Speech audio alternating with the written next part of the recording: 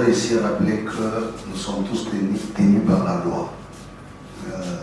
Les collègues l'ont dit, par plusieurs fois, nos commissions d'observation électorale avions formulé nos avis, nos recommandations, vous avez suivi.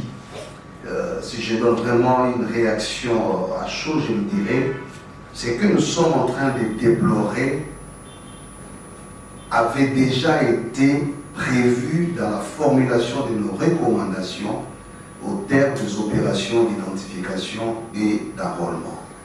Ce sont les mêmes faits qui reviennent. Le problème des machines qui tombent en panne ou difficiles à fonctionner, le problème de publication des listes à temps pour permettre aux gens de vérifier, le problème de distance dans le déploiement du matériel. Donc à ce stade, comme nous le disons, il faut faire la part des choses. Il faut d'abord séparer deux choses. Apprécier les processus en tant que tels est une chose, et apprécier la fiabilité des résultats en est une autre.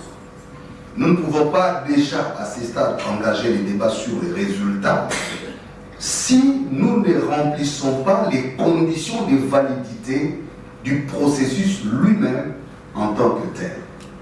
Ce qui doit nous intéresser, c'est là que je rejoins les coordonnateurs, lorsqu'ils nous rappellent l'essence de la volonté du législateur, et ça c'est pas nous qui le disons. Vous savez, on a fait référence aux dispositions légales quant à ça. Il est question que les processus, les scrutins se passent en un seul jour, et ceux qui ont suivi les débats sur les réformes de l'actuelle loi électorale se souviendront que ces cas avaient fait l'objet de plusieurs discussions pour qu'on en vienne à décider du 20, et d'ailleurs qui devenait presque une date symbolique, mystérieuse, magique. Nous, il y a 6 mois passés, nous avions, au regard des éléments de notre possession, proposé d'ailleurs un léger report technique d'une semaine ou de 2 semaines pour mettre la CENI beaucoup plus à l'aise par rapport aux défis ou aux contraintes qu'elle elle-même avait fait. Mais bon, là on y est. Donc à ce stade, il ne nous appartient pas de mettre un jugement des valeurs et surtout de dégager une conclusion. Nous observons d'abord les processus. La question des résultats, ça c'est un autre débat. Il faut d'abord, parce qu'on ne peut pas aller dans le débat des résultats si le processus lui-même n'est pas valable. Donc ici, c'est la question de savoir à quelles conditions nous pouvons apprécier la validité de ces processus. Est-ce un processus valable, acceptable, pour que ces résultats le soient également, ou il y a encore des questions. Donc là, il est encore très tôt de le dire. C'est comme ça que nous disons, nous observons encore la suite. Les données continuent à arriver, mais il va quand même se poser un problème sur le plan politique, ce qui paraît comme un péché originel à ces processus. C'est un processus qui a manqué les consensus politiques sur toute la ligne.